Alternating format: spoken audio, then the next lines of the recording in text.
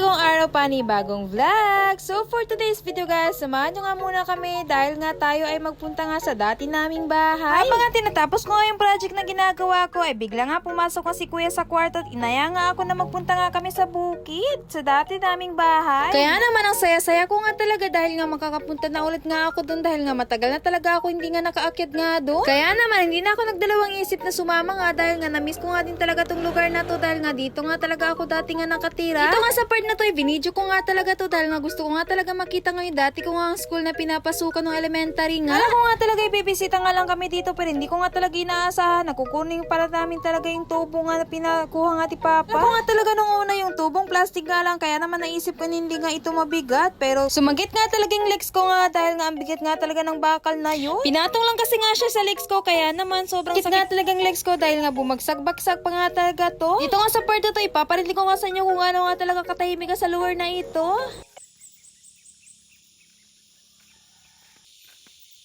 Sa narinig nyo naman ay sobrang tahimik ka talaga at puro nga lang talaga ibon ang maririnig mo nga sa bukid. Kaya naman napakatahimik talaga at relaxing nga talaga ng tunog na to. Pinalakad na lang muna nga ako ni kuya dahil nga may dadaanin nga siya dun sa kaibigan niya at may kukurin nga siya na inutos nga ni Papa. Kaya naman ako ito naglalakad na nga dahil nga malapit naman din doon sa bahay namin. Kaya naman nag-video na muna ako dito dahil nga na-miss ko nga talaga tong lugar na to dahil nga after ilang years balik na nga talaga ako. Pagdating ko nga ay sinalubong nga ako ng pamangkin ko ng laki-laki nga talaga ng ngiti.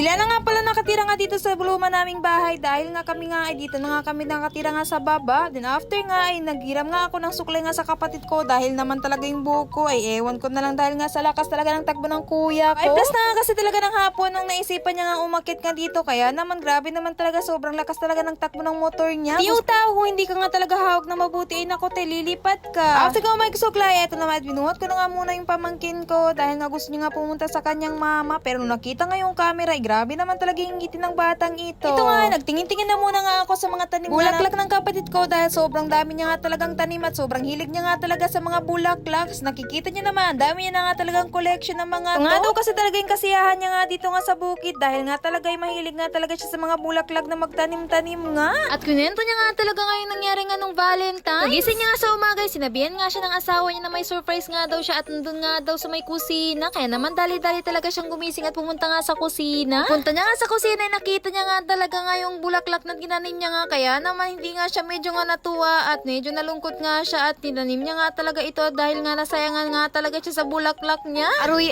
bakit naman kuya kung mag-surprise ka naman dito mo pa talaga pinutol nga sa tanim niya masasayangan nga talaga siya, nakakaloka ka talaga. Naway nga ako ng ate ko dahil nga binivideo ko nga talaga yung mga tanim niya nga bulaklak dahil nga daw magiging pangit nga daw ito pag binivideo nga daw at pinipicturean kaya naman nasagot ko sa kanya ay okay nga lang yun at hindi ngayon masisira dahil galing nga talaga siya mag-alaga kaya naman buhay na buhay nga talaga yung mga tanim niya. Jel! Dance, Jel, dance! Dance! Tanina nina nina, tanina nina na, tanina nina nina.